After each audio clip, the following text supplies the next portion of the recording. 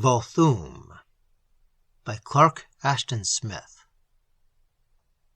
To a cursory observer, it might have seemed that Bob Haynes and Paul Septimus Chandler had little enough in common, other than the predicament of being stranded without funds on an alien world. Haynes, the third assistant pilot of an ether liner, had been charged with insubordination by his superiors and had been left behind in Ignar, the commercial metropolis of Mars and the port of all space traffic. The charge against him was wholly a matter of personal spite, but so far Haynes had not succeeded in finding a new berth, and the month's salary paid to him at parting had been devoured with appalling swiftness by the piratic rates of the Tellurian Hotel. Chandler, a professional writer of interplanetary fiction, had made a voyage to Mars to fortify his imaginative talent by a solid groundwork of observation and experience. His money had given out after a few weeks, and fresh supplies, expected from his publisher, had not yet arrived. The two men, apart from their misfortunes, shared an illimitable curiosity concerning all things Martian. Their thirst for the exotic, their proclivity for wandering into places usually avoided by terrestrials, had drawn them together in spite of obvious differences of temperament, and had made them fast friends. Trying to forget their worries, they had spent the past day in the queerly piled and huddled maze of old Ignar, called by the Martians Ignar-Vath, on the eastern side of the great Yahan Canal. Returning at the sunset hour, and following the estrade of purple marble beside the water, they had nearly reached the mile-long bridge that would take them back to the modern city Ignar-Luth, in which were the terrestrial consulates and shipping offices and hotels. It was the Martian hour of worship, when the Aaahs gather in their roofless temples to implore the return of the passing sun. Like the throbbing of feverish metal pulses, the sound of ceaseless and innumerable gongs punctured the thin air. The incredibly crooked streets were almost empty, and only a few barges, with immense rhomboidal sails of mauve and scarlet, crawled to and fro on the somber green waters. The light waned with visible swiftness behind the top-heavy towers and pagoda-angled pyramids of Ignar-Luth. The chill of the coming night began to pervade the shadows of the huge solar gnomons that line the canal at frequent intervals. The querulous clangors of the gongs died suddenly in Ignar-Vath, and left a weirdly whispering silence. The buildings of the immemorial city bulked enormous upon a sky of blackish emerald that was already thronged with icy stars. A medley of untraceable exotic odors was wafted through the twilight. The perfume was redolent of alien mystery, and it thrilled and troubled the Earthmen, who became silent as they approached the bridge, feeling the oppression of eerie strangeness that gathered from all sides in the thickening gloom. More deeply than in daylight, they apprehended the muffled breathings and hidden, torturous movements of a life forever inscrutable to the children of other planets. The void between Earth and Mars had been traversed, but who could cross the evolutionary gulf between Earthman and Martian? The people were friendly enough in their taciturn way. They had tolerated the intrusion of terrestrials, had permitted commerce between the worlds. Their languages had been mastered, their history studied by Terran savants. But it seemed that there could be no real interchange of ideas. Their civilization had grown old in diverse complexity before the foundering of Lemuria. Its sciences, arts, religions were hoary with inconceivable age, and even the simplest customs were the fruit of alien forces and conditions. At that moment, faced with the precariousness of their situation, Haynes and Chandler felt an actual terror of the unknown world that surrounded them with its measureless antiquity. They quickened their paces. The wide pavement that bordered the canal was seemingly deserted, and the light railless bridge itself was guarded only by 10 colossal statues of Martian heroes that loomed in warlike attitudes before the beginning of the first aerial span. The Earthmen were somewhat startled when a living figure, little less gigantic than the carven images, detached itself from their deepening shadows and came forward with mighty strides. The figure, nearly 10 feet in height, was taller by a full yard than the average eye, but presented the familiar conformation of massively bulging chest and bony, many-angled limbs. The head was featured with high flaring ears and pit-like nostrils that narrowed and expanded visibly in the twilight. The eyes were sunken in profound orbits and were wholly invisible, save for tiny reddish sparks that appeared to burn suspended in the sockets of a skull. According to native customs, this bizarre personage was altogether nude, but a kind of circlet around the neck, a flat wire of curiously beaten silver, indicated that he was the servant of some noble lord. Haynes and Chandler were astounded, for they had never before seen a Martian of such prodigious stature. The apparition, it was plain, desired to intercept them. He paused before them on the pavement of blockless marble. They were even more amazed by the weirdly booming voice, reverberant as that of some enormous frog, with which he began to address them. In spite of the interminably guttural tones, the heavy slurring of certain vowels and consonants, they realized that the words were those of human tongue. "My master summons you," bellowed the Colossus. "Your plight is known to him. He will help you liberally, in return for a certain assistance which you can render him. Come with me." "This sounds peremptory," murmured Haynes. "Shall we go?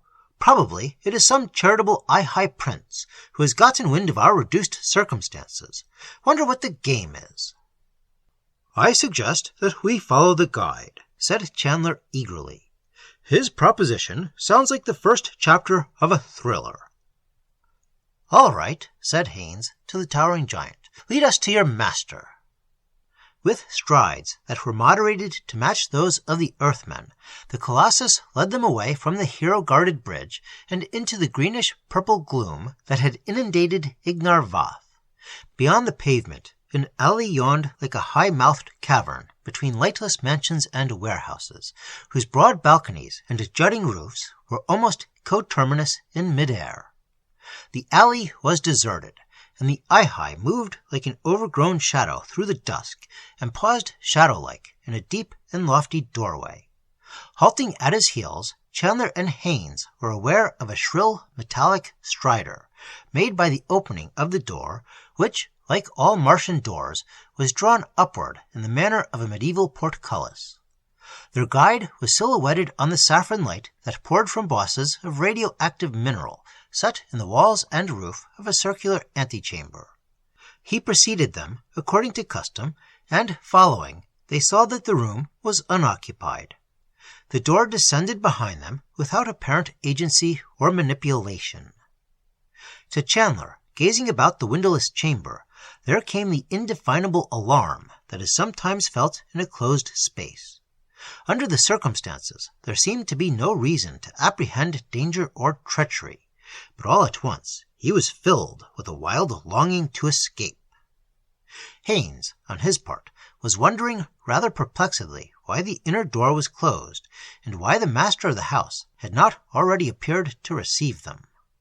Somehow the house impressed him as being uninhabited.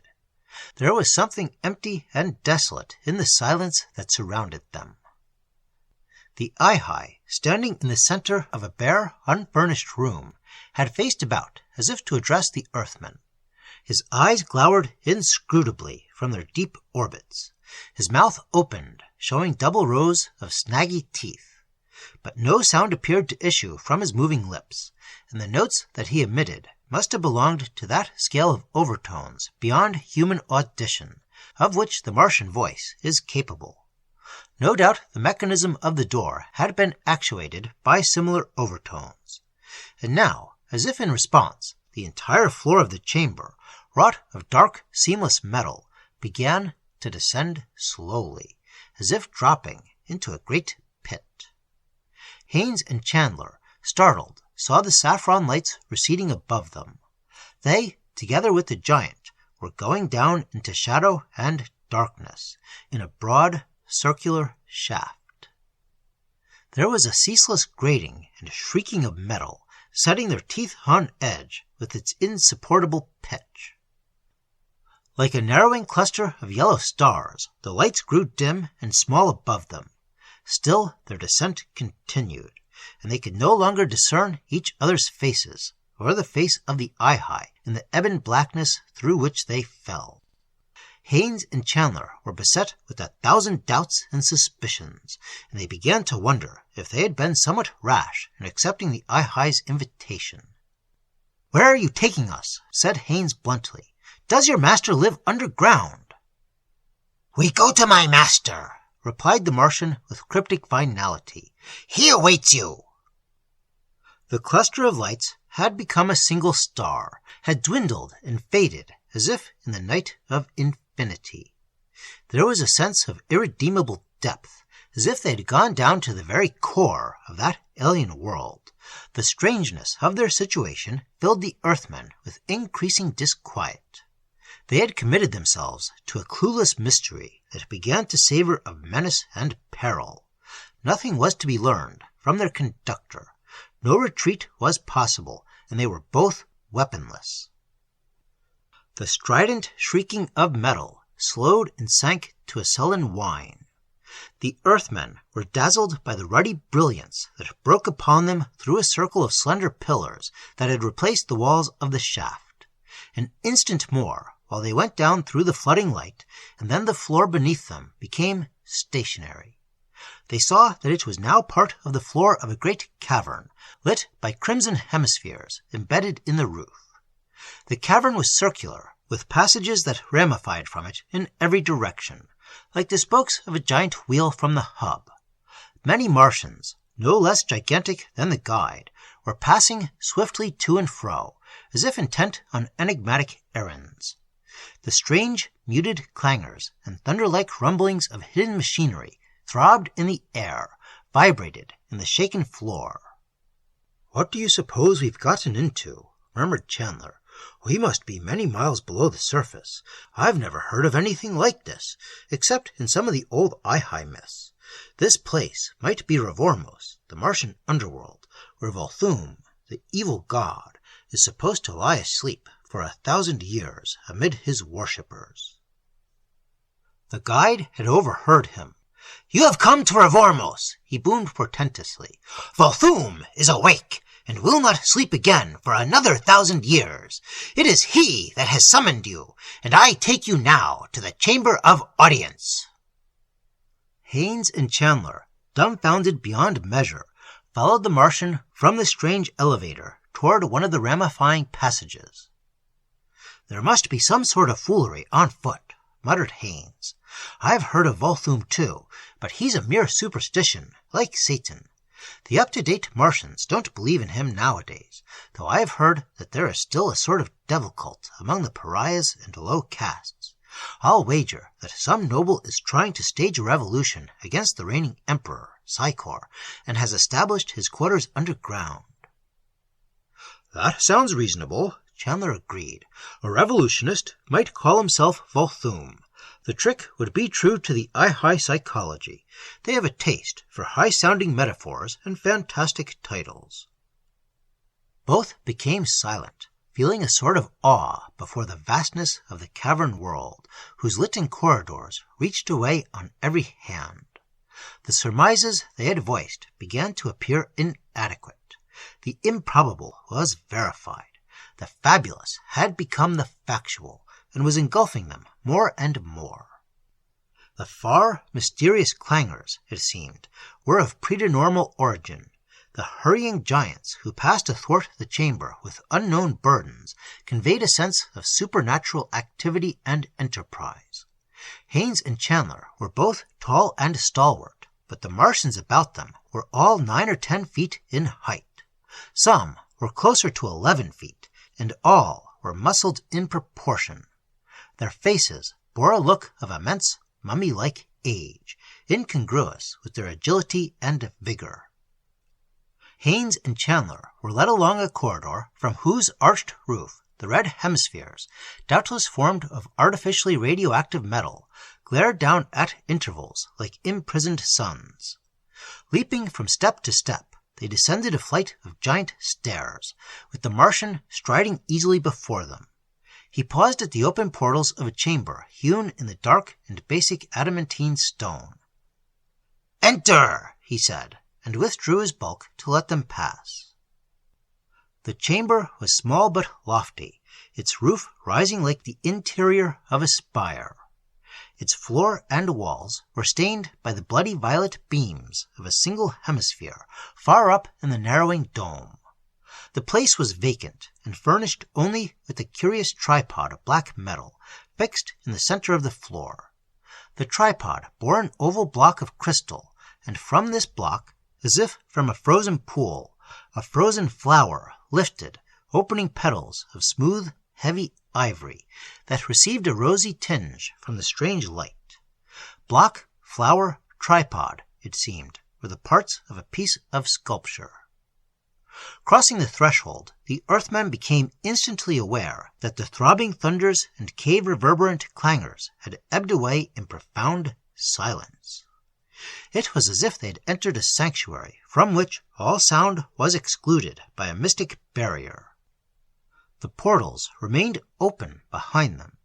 Their guide, apparently, had withdrawn, but somehow they felt that they were not alone, and it seemed that hidden eyes were peering upon them from the blank walls. Perturbed and puzzled, they stared at the pale flower, noting the 7 tongue-like petals that curled softly outward from a perforated heart, like a small censer. Chandler began to wonder if it were really a carving or an actual flower that had been mineralized through Martian chemistry. Then, startlingly, a voice appeared to issue from the blossom, a voice incredibly sweet, clear, and sonorous, whose tones, perfectly articulate, were neither those of Aaah nor Earthmen. "I, who speak, am the entity known as Vulthoom," said the voice. "Be not surprised or frightened. It is my desire to befriend you in return for a consideration which, I hope, you will not find impossible. First of all, however, I must explain certain matters that perplex you. No doubt you have heard the popular legends concerning me, and have dismissed them as mere superstitions. Like all myths, they are partly true and partly false. I am neither god nor demon, but a being who came to Mars from another universe in former cycles. Though I am not immortal, my span of life is far longer than that of any creature evolved by the worlds of your solar system. I am governed by alien biologic laws, with periods that alternate slumber and wakefulness that involve centuries. It is virtually true, as the Aahais believe, that I sleep for 1,000 years and remain conscious continually for another 1,000. At a time when your ancestors were still the blood brothers of the ape, I fled from my own world to this intercosmic exile, banished by implacable foes. The Martians say that I fell from heaven like a fiery meteor, and the myth interprets the descent of my ether ship. I found a matured civilization, immensely inferior, however, to that from which I came.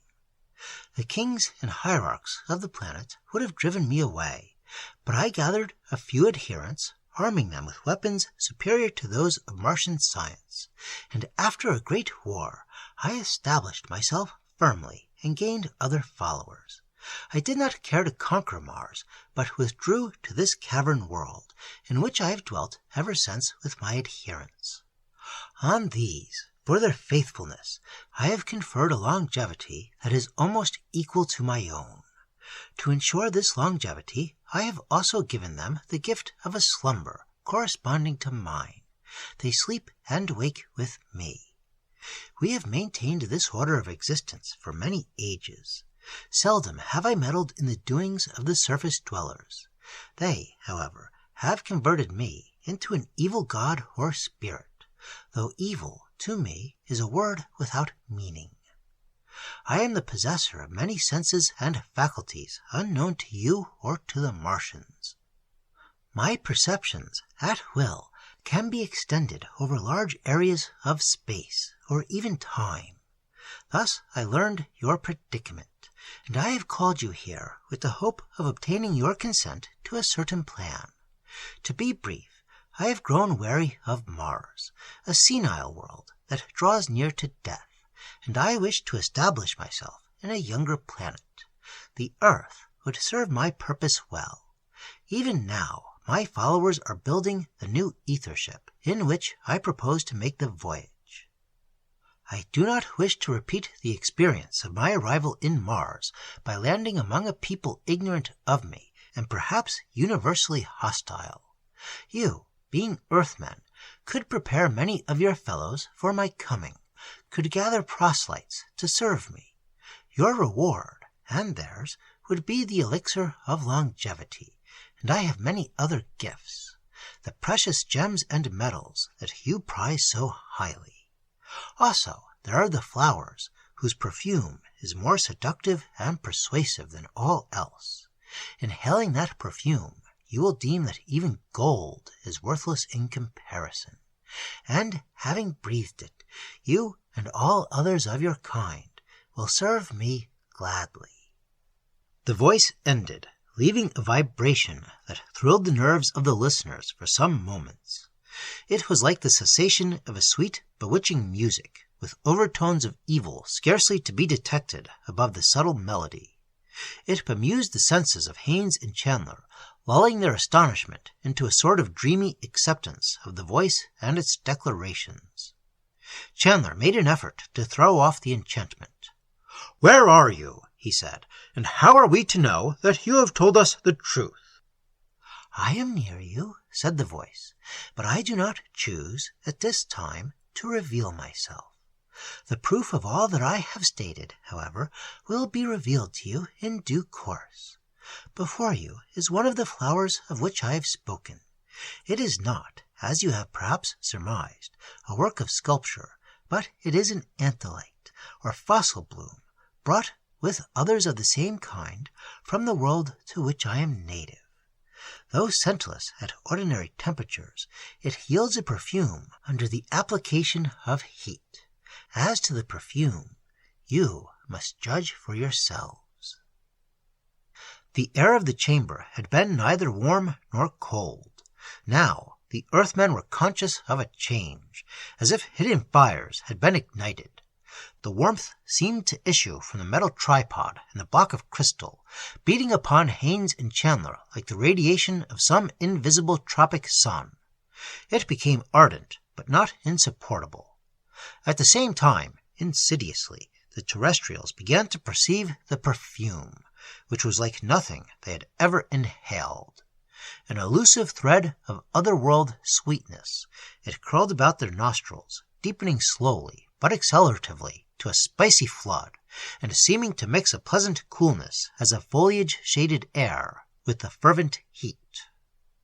Chandler was more vividly affected than Haynes by the curious hallucinations that followed.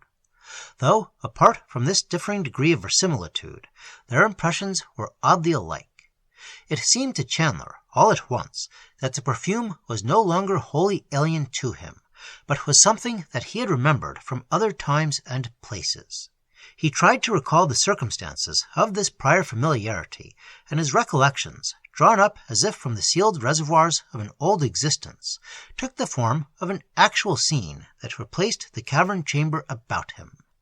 Haynes was no part of this scene, but had disappeared from his ken, and the roof and walls had vanished, giving place to an open forest of fern-like trees. Their slim, pearly boles and tender frondage swarmed in a luminous glory, like an Eden filled with the primal daybreak. The trees were tall, but taller still than they were the flowers that poured down from waving censers of carnal white in overwhelming and voluptuous perfume. Chandler felt an indescribable ecstasy. It seemed that he had gone back to the fountains of time in the first world, and had drawn into himself inexhaustible life, youth and vigor from the glorious light and fragrance that had steeped his senses to their last nerve. The ecstasy heightened, and he heard a singing that appeared to emanate from the mouths of the blossoms, a singing as of houris that turned his blood to a golden filter brew. In the delirium of his faculties, the sound was identified with the blossom's odor. It rose in giddying rapture insuppressible, and he thought that the very flowers soared like flames, and the trees aspired toward them, and he himself was a blown fire that towered with the singing to attain some ultimate pinnacle of delight. The whole world swept upward in a tide of exultation, and it seemed that the singing turned to articulate sound, and Chandler heard the words, "I am Vulthoom, and thou art mine from the beginning of worlds, and shalt be mine until the end." He awoke under circumstances that might almost have been a continuation of the visionary imagery he had beheld under the influence of the perfume. He lay on a bed of short, curling grass, the color of verd antique, with enormous tiger-hued blossoms leaning about him, and a soft brilliance as of amber sunset filling his eyes between the trailing boughs of strange, crimson-fruited trees. Tardily, as he grew cognizant of his surroundings, he realized that the voice of Haines had awakened him, and he saw that Haines was sitting near at hand on the curious sward. "Say, aren't you ever coming out of it?" Chandler heard the crisp query as if through a film of dreams. His thoughts were bewildered, and his memories were oddly mixed with the pseudo-recollections, drawn as if from other lives, that had risen before him in his delirium. It was hard to disentangle the false from the real, but sanity returned to him by degrees, and with it came a feeling of profound exhaustion and nerve-weariness, which warned him that he had sojourned in the spurious paradise of a potent drug. "Where are we now, and how did we get here?" he asked. "As far as I can tell," returned Haines, "we're in a sort of underground garden. Some of those big Aahhis must have brought us here after we succumbed to the perfume. I resisted the influence longer than you did, and I remember hearing the voice of Vulthoom as I went under. The voice said that he would give us 48 hours, terrestrial time, in which to think over his proposition. If we accept, he'll send us back to Ignar with a fabulous sum of money and a supply of those narcotic flowers." Chandler was now fully awake. He and Haines proceeded to discuss their situation, but were unable to arrive at any definite conclusion. The whole affair was no less baffling than extraordinary. An unknown entity, naming himself after the Martian devil, had invited them to become his terrestrial agents or emissaries. Apart from the spreading of a propaganda designed to facilitate his advent on Earth, they were to introduce an alien drug that was no less powerful than morphine, cocaine, or marijuana, and, in all likelihood, no less pernicious. "What if we refuse?" said Chandler. "Vulthoom said that it would be impossible to let us return in that case, but he didn't specify our fate, merely hinted that it would be unpleasant." "Well, Haines, we've got to think our way out of this one, if we can." "I'm afraid that thinking won't help us much. We must be many miles below the surface of Mars, and the mechanism of the elevators, in all probability, is something that no Earthman could ever learn." Before Chandler could offer any comment, one of the giant Aahhis appeared among the trees, carrying 2 of the curious Martian utensils known as kulpai. These were large platters of semi-metallic earthenware, fitted with removable cups and rotary carafes, in which an entire meal of liquids and solids could be served. The Aahhai set the platters on the ground before Haines and Chandler, and then waited, immobile and inscrutable. The Earthmen, conscious of a ravening hunger, addressed themselves to the foodstuffs, which had been molded or cut into various geometric forms. Though possibly of synthetic origin, the foods were delicious, and the Earthmen consumed them to the last cone and lozenge, and washed them down with the vinous garnet-colored liquid from the carafes. When they had finished, their attendant spoke for the first time. "It is the will of Vulthoom that you should wander throughout Ravormos and behold the wonders of the caverns. You are at liberty to roam alone and unattended. Or, if you prefer, I shall serve you as a guide. My name is Ta-Vho-Shai, and I am ready to answer any questions that you ask. Also, you may dismiss me at will." Haynes and Chandler, after a brief discussion, decided to accept this offer of ciceronage. They followed the Aaah through the garden, whose extent was hard to determine because of the misty amber luminance that filled it as if with giant radiant atoms, giving the impression of unbounded space. The light, they learned from Ta-Vho-Shai, was emitted by the lofty roof and walls beneath the action of an electromagnetic force of wavelength shorter even than the cosmic rays, and it possessed all the essential qualities of sunlight. The garden was composed of weird plants and blossoms, many of which were exotic to Mars, and had been imported from the alien solar system to which Vulthoom was native. Some of the flowers were enormous mats of petals, like 100 orchids joined into one.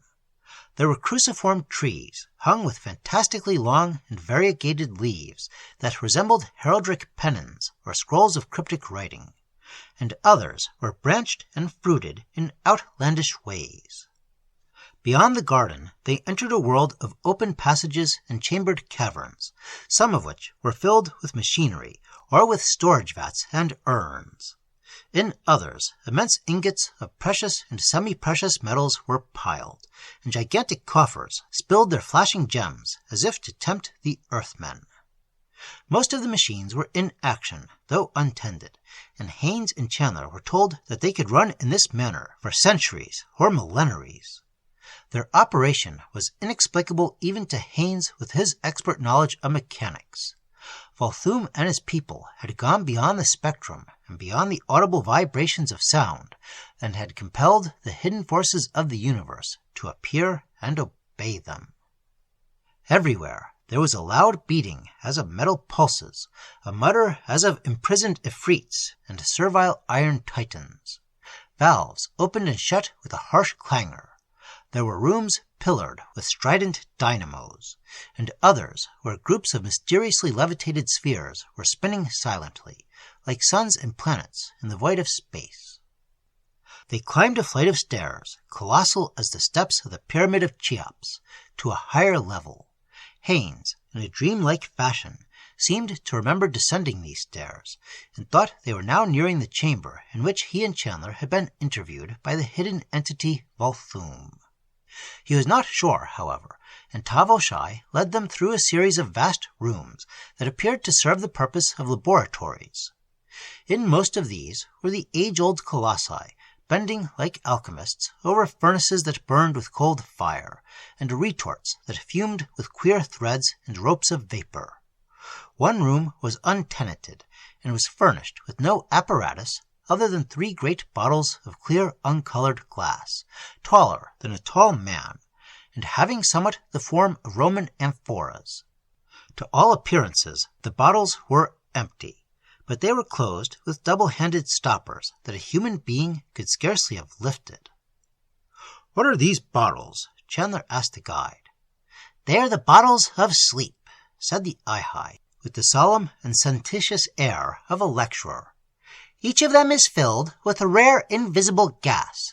When the time comes for the 1,000-year slumber of Vulthoom, the gases are released, and mingling, they pervade the atmosphere of Ravormos, even to the lowest cavern, inducing sleep for a similar period in us who serve Vulthoom.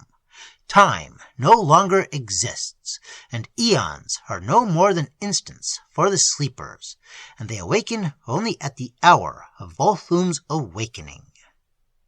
Haynes and Chandler, filled with curiosity, were prompted to ask many questions, but most of these were answered vaguely and ambiguously by Ta-Vho-Shai, who seemed eager to continue his ciceronage through other and ulterior parts of Ravormos.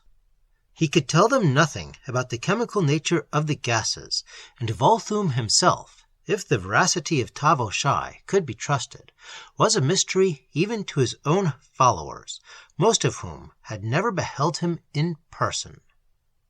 Ta-Vho-Shai conducted the Earthmen from the room of bottles and down a long straight cavern, wholly deserted, where a rumbling and pounding as of innumerable engines came to meet them.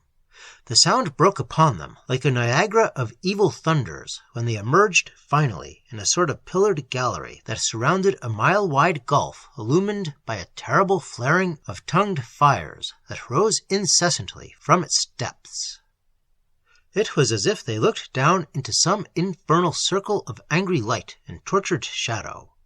Far beneath, they saw a colossal structure of curved and glittering girders, like the strangely articulated bones of a metal behemoth outstretched along the bottom of a pit. Around it, furnaces belched like the flaming mouths of dragons. Tremendous cranes went up and down perpetually, with a motion as of long-necked plesiosaurs, and the figure of giants, red as laboring demons, moved through the sinister glare. "They build the ether ship in which Vulthoom will voyage to the earth," said Ta-Vho-Shai. "When all is ready, the ship will blast its way to the surface by means of atomic disintegrators. The very stone will melt before it like vapor. Ignar-Luth, which lies directly above, will be consumed as if the central fires of the planet had broken loose." Haynes and Chandler, appalled, could offer no rejoinder.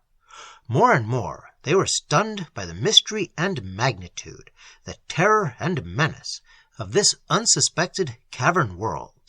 Here, they felt, a malign power, armed with untold arcana of science, was plotting some baleful conquest. A doom that might involve the peopled worlds of the system was being incubated in secrecy and darkness. They, it seemed, were helpless to escape and give warning, and their own fate was shadowed by insoluble gloom. A gust of hot metallic vapor, mounting from the abyss, burned corrosively in their nostrils as they peered from the gallery's verge. Ill and giddy, they drew back. "What lies beyond this gulf?" Chandler inquired, when his sickness had passed. "The gallery leads to outer caverns, little used, which conduct on the dry bed of an ancient underground river. This riverbed, running for many miles, emerges in a sunken desert far below sea level and lying to the west of Ignar." The Earthmen started at this information, which seemed to offer them a possible avenue of escape. Both, however, thought it well to dissemble their interest. Pretending fatigue, they asked the Aaah to lead them to some chamber in which they could rest a while and discuss Vulthoom's proposition at leisure. Ta-Vho-Shai, professing himself at their service in all ways, took them to a small room beyond the laboratories. It was a sort of bedchamber, with 2 tiers of couches along the walls. These couches, from their length, were evidently designed to accommodate the giant Martians. Here, Haynes and Chandler were left alone by Ta-Vho-Shai, who had tacitly inferred that his presence was no longer needed. "Well," said Chandler, "it looks as if there were a chance of escape, if only we can reach that riverbed. I took careful note of the corridors we followed on our return from the gallery. It should be easy enough, unless we are being watched without our knowledge." "The only trouble is, it's too easy. But anyway, we can try. Anything would be better than waiting around like this. After what we've seen and heard, I'm beginning to believe that Vulthoom really is the devil, even though he doesn't claim to be." "Those 10-foot Aahs give me the creeps," said Chandler. "I can readily believe they are 1,000,000 years old, or thereabouts. Enormous longevity would account for their size and stature. Most animals that survive beyond the normal term of years become gigantic, and it stands to reason that these Martian men would develop in a similar fashion." It was a simple matter to retrace their route to the pillared gallery that encircled the great abyss. For most of the distance they had only to follow a main corridor, and the sound of the rumbling engineries alone would have guided them. They met no one in the passages, and the eyes that they saw through open portals in laboratory rooms were deeply intent on enigmatic chemistries. "I don't like this," muttered Haines. "It's too good to be true." "I'm not so sure of that. Perhaps it simply hasn't occurred to Vulthoom and his followers that we might try to escape. After all, we know nothing about their psychology." Keeping close to the inner wall, behind the thick pillars, they followed the long, slowly winding gallery on the right hand. It was lit only by the shuddering reflection of the tall flames in the pit below. Moving thus, they were hidden from the view of the laboring giants, if any of these had happened to look upward. Poisonous vapors were blown toward them at intervals, and they felt the hellish heat of the furnaces, and the clangors of welding. The thunder of obscure machineries beat upon them as they went with reverberations that were like hammer blows. By degrees they rounded the gulf, and came at last to its further side, where the gallery curved backward in its return toward the entrance corridor.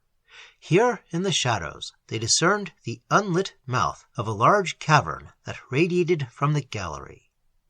This cavern, they surmised, would lead them toward the sunken riverbed of which Ta-Vho-Shai had spoken.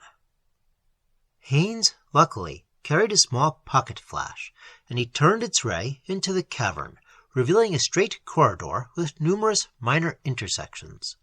Night and silence seemed to swallow them at a gulp, and the clangors of the toiling titans were quickly and mysteriously muted as they hurried along the empty hall. The roof of the corridor was fitted with metal hemispheres, now dark and rayless, that had formerly served to illuminate it in the same fashion as the other halls of Ravormos.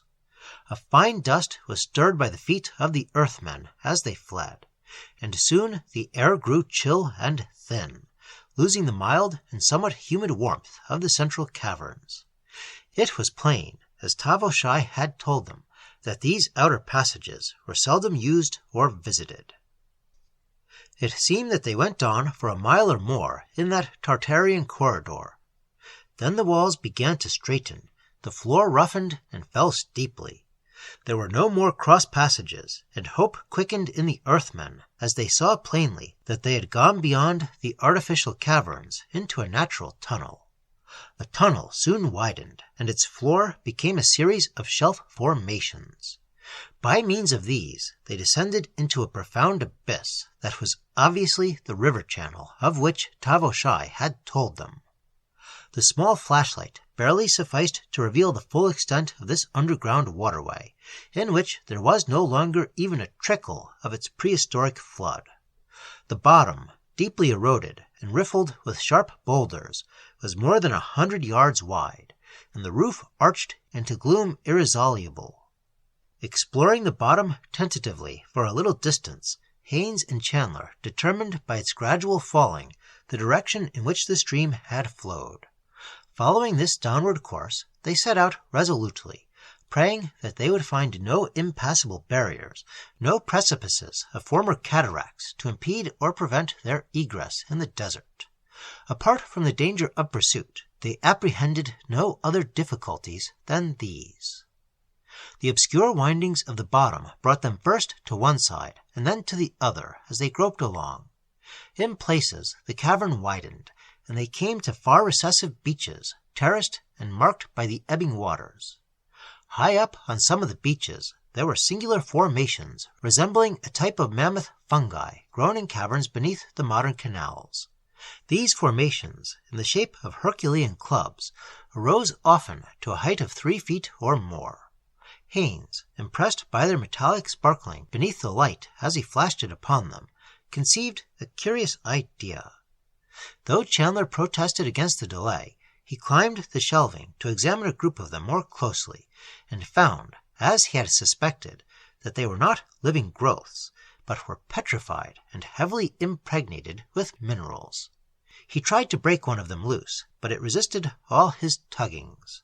However, by hammering it with a loose fragment of stone, he succeeded in fracturing the base of the club, and it toppled over with an iron tinkling. The thing was very heavy, with a mace-like swelling at the upper end, and would make a substantial weapon in case of need. He broke off a second club for Chandler, and thus armed, they resumed their flight. It was impossible to calculate the distance that they covered. The channel turned and twisted. It pitched abruptly in places, and was often broken into ledges that glittered with alien ores, or were stained with weirdly brilliant oxides of azure, vermilion, and yellow. The men floundered ankle-deep in pits of sable sand, or climbed laboriously over dam-like barricades of rusty boulders, huge as piled menhirs. Ever and anon they found themselves listening feverishly for any sound that would betoken pursuit, but silence brimmed the Cimmerian channel, troubled only by the clatter and crunch of their own footsteps. At last, with incredulous eyes, they saw before them the dawning of a pale light in the further depths. Arch by dismal arch, like the throat of Avernus lit by nether fires, the enormous cavern became visible. For one exultant moment, they thought that they were nearing the channel mouth, but the light grew with an eerie and startling brilliance, like the flaming of furnaces rather than sunshine falling into a cave. Implacable, it crept along the walls and bottom, and dimmed the ineffectual beam of Haynes's torch as it fell on the dazzled earthmen. Ominous, incomprehensible, the light seemed to watch and threaten. They stood amazed and hesitant, not knowing whether to go on or retreat. Then from the flaming air a voice spoke as if in gentle reproof, the sweet sonorous voice of Vulthoom. "Go back as you came, O earthlings. None may leave Revormos without my knowledge, or against my will. Behold, I have sent my guardians to escort you." The lit air had been empty to all seeming, and the riverbed was peopled only by the grotesque masses and squat shadows of boulders. Now, with the ceasing of the voice, Haynes and Chandler saw before them, at a distance of 10 feet, the instant apparition of two creatures that were comparable to nothing in the whole known zoology of Mars or Earth.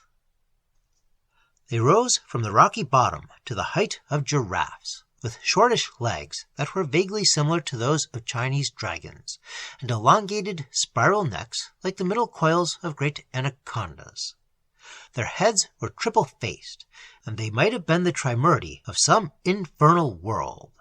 It seemed that each face was eyeless, with tongue-shapen flames issuing voluminously from deep orbits beneath the slanted brows.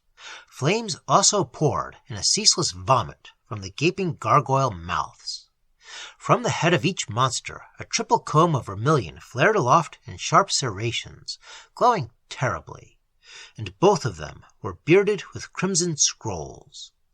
Their necks and arching spines were fringed with sword-long blades that diminished into rows of daggers on the tapering tails, and their whole bodies, as well as this fearsome armament, appeared to burn as if they had just issued from a fiery furnace. A palpable heat emanated from these hellish chimeras, and the earthmen retreated hastily before the flying splotches, like the blown tatters of a conflagration that broke loose from their ever-jetting eye flames and mouth flames. "My God! These monsters are supernatural!" cried Chandler, shaken and appalled.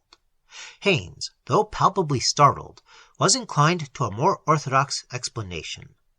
"There must be some sort of television behind this," he maintained, "though I can't imagine how it's possible to project three-dimensional images and also create the sensation of heat. I had an idea, somehow, that our escape was being watched." He picked up a heavy fragment of metallic stone and heaved it at one of the glowing chimeras. Aimed unerringly, the fragment struck the frontal brow of the monster and seemed to explode in a shower of sparks at the moment of impact. The creature flared and swelled prodigiously, and a fiery hissing became audible. Haynes and Chandler were driven back by a wave of scorching heat, and their wardens followed them pace by pace on the rough bottom. Abandoning all hope of escape, they returned toward Ravormos, dogged by the monsters as they toiled through yielding sand and over the ledges and riffles. Reaching the point where they had descended into the river channel, they found its upper stretches guarded by 2 more of these terrific dragons. There was no other recourse than to climb the lofty shelves into the acclivitous tunnel. Weary with their long flight, and enervated by a dull despair, they found themselves again in the outer hall, with 2 of their guardians now preceding them like an escort of infernal honor. Both were stunned by a realization of the awful and mysterious powers of Vulthoom, and even Haines had become silent, though his brain was still busy with a futile and desperate probing. Chandler, more sensitive, suffered all the chills and terrors that his literary imagination could inflict upon him under the circumstances. They came at length to the columned gallery that circled the vast abyss. Midway in this gallery, the chimeras who preceded the Earthmen turned upon them suddenly with a fearsome belching of flames, and as they paused in their intimidation, the 2 behind continued to advance toward them with a hissing as of satanic salamanders. In that narrowing space, the heat was like a furnace blast, and the columns afforded no shelter. From the gulf below, where the Martian titans toiled perpetually, a stupefying thunder rose to assail them at the same time, and noxious fumes were blown toward them in writhing coils. "Looks as if they are going to drive us into the gulf," Haines panted, as he sought to draw breath in the fiery air. He and Chandler reeled before the looming monsters, and even as he spoke, 2 more of these hellish apparitions flamed into being at the gallery's verge, as if they had risen from the gulf to render impossible that fatal plunge which alone could have offered an escape from the others. Half swooning, the Earthmen were dimly aware of a change in the menacing chimeras. The flaming bodies dulled and shrank and darkened. The heat lessened. The fires died down in the mouths and eye pits. At the same time, the creatures drew closer, fawning loathsomely, and revealing whitish tongues and eyeballs of jet. The tongues seemed to divide. They grew paler. They were like flower petals that Haines and Chandler had seen somewhere. The breath of the chimeras, like a soft gale, was upon the faces of the Earthmen, and the breath was a cool and spicy perfume that they had known before. The narcotic perfume that had overcome them following their audience with the hidden master of Ravormos. Moment by moment, the monsters turned to prodigious blossoms. The pillars of the gallery became gigantic trees in a glamour of primal dawn. The thunders of the pit were lulled to a far-off sighing, as of gentle seas on Edenic shores. The teeming terrors of Ravormos, the threat of the shadowy doom, were as things that had never been. Haines and Chandler, oblivious, were lost in the paradise of the unknown drug. Haines, awakening darkly, found that he lay on a stone floor in the circling colonnade.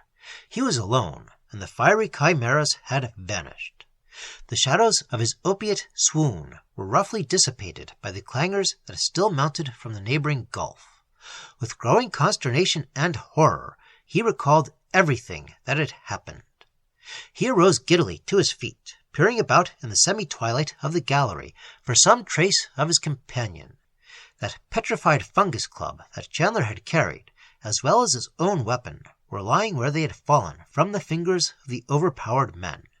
But Chandler was gone, and Haines shouted aloud with no other response than the eerily prolonged echoes of the deep arcade.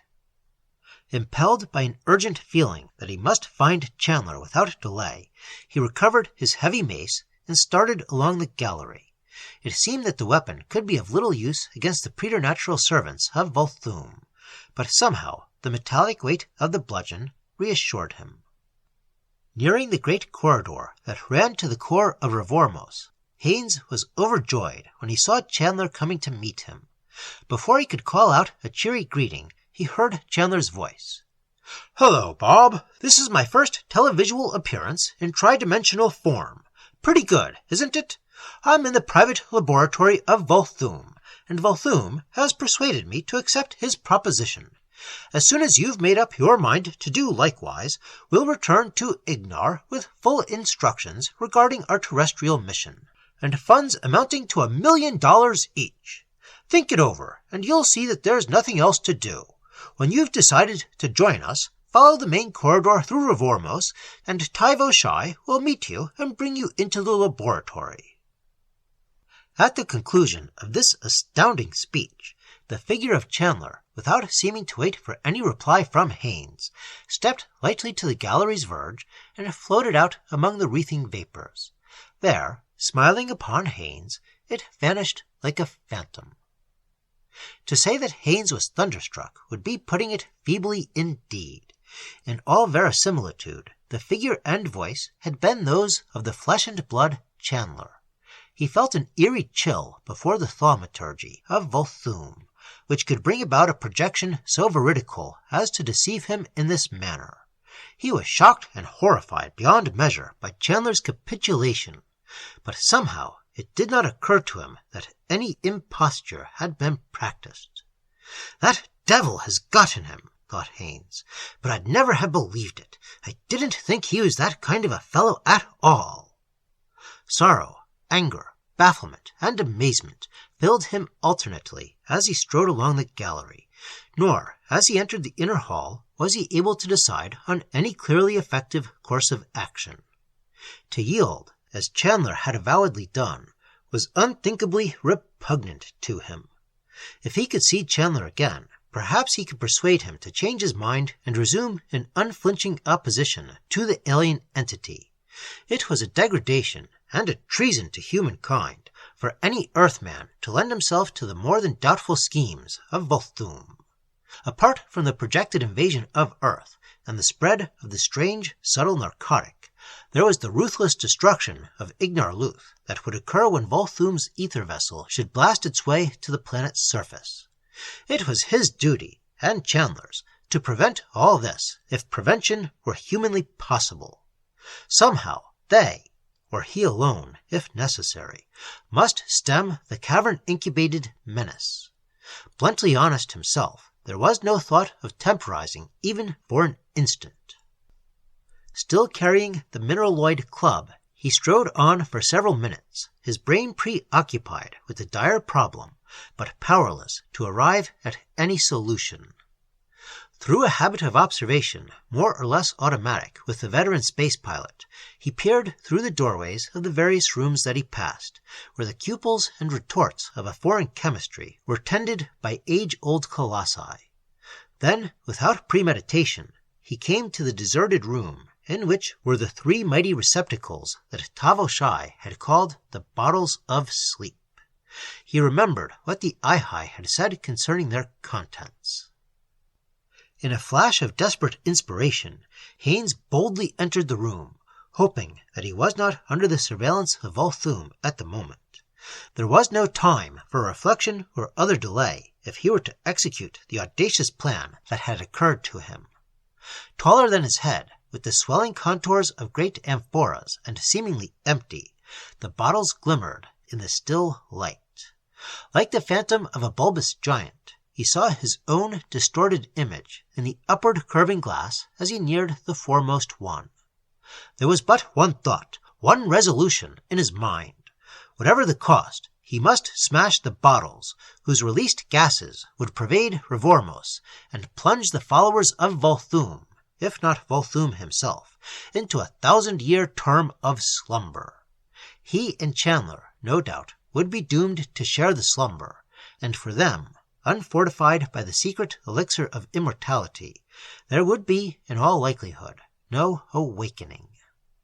But under the circumstances, it was better so, and by the sacrifice, 1,000 years of grace would be accorded to the two planets. Now was his opportunity, and it seemed improbable that there would ever be another one. He lifted the petrified fungus mace and swung it back in a swift arc, and struck with all his strength at the bellying glass. There was a gong-like clangor, sonorous and prolonged, and radiating cracks appeared from top to bottom of the huge receptacle. At the second blow, it broke inward with a shrill, appalling sound that was almost an articulate shriek, and Haines's face was fanned for an instant by a cool breath, gentle as a woman's sigh. Holding his breath to avoid the inhalation of the gas, he turned to the next bottle. It shattered at the first stroke, and again he felt a soft sighing that followed upon the cleavage. A voice of thunder seemed to fill the room as he raised his weapon to assail the third bottle. "Fool! You have doomed yourself and your fellow Earthmen by this deed!"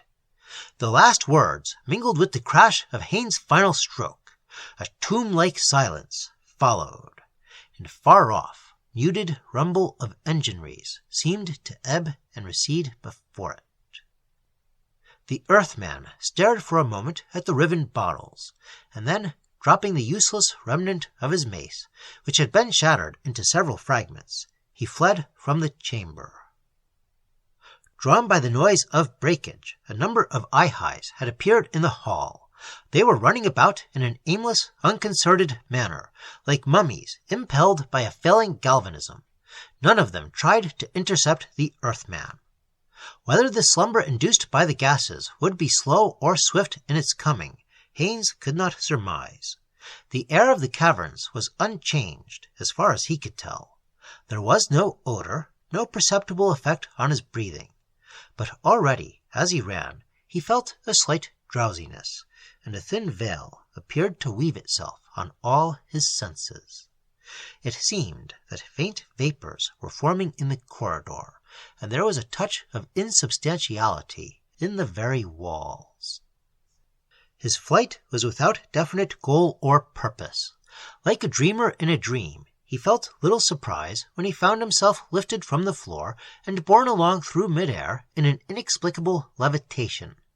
It was as if he were caught in a rushing stream, or were carried in invisible clouds. The doors of 100 secret rooms, the mouths of 100 mysterious halls, flew swiftly past him, and he saw in brief glimpses the colossi that lurched and nodded with the ever-spreading slumber as they went to and fro on strange errands. Then, dimly, he saw that he entered the high-vaulted room that enshrined the fossil flower on its tripod of crystal and black metal. A door opened in the seamless stone of the further wall as he hurtled toward it. An instant more, while he seemed to fall downward through another chamber beyond, among prodigious masses of unnamed machines, upon a revolving disk that droned infernally.